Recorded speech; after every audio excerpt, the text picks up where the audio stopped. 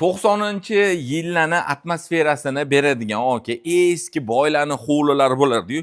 Mana shunaqa bundoq balkonlari bor, zinalardan tushib keladigan bitta zo'r obyektga kelganmiz. 8 sotixlik hovli aka.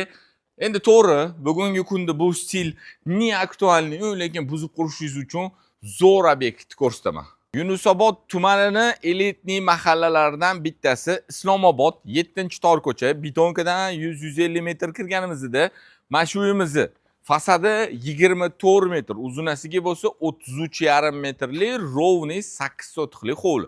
Aka uy qurib sotadigan tanishlaringiz bo'lsa, yo o'zingizga kattaroq hovli qilaman deb niyat qilgan bo'lsangiz, bitta ko'ring. Menimcha ikkita idealniy proyekt tushadigan xonadon bo'lgan. Kiraverish o'rtada darvozamizni qani bismillahir-rohmanir-rohim.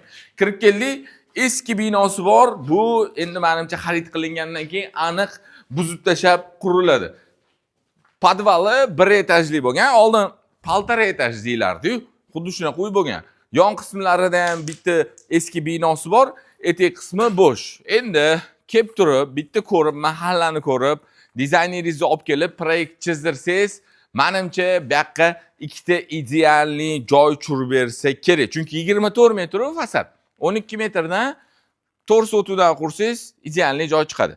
Narxiga keladigan bo'lsak, bilasiz, Islomoboddan narx-navolar juda baland. Bu joyimizni 1 sotixi uchun $46,000 so'ralyapti. Ozgina o'tib beradigan joyi bor. O'rtada hech kim yo'q. Primo joy egalarining telefon raqamini yozib qoldirdim.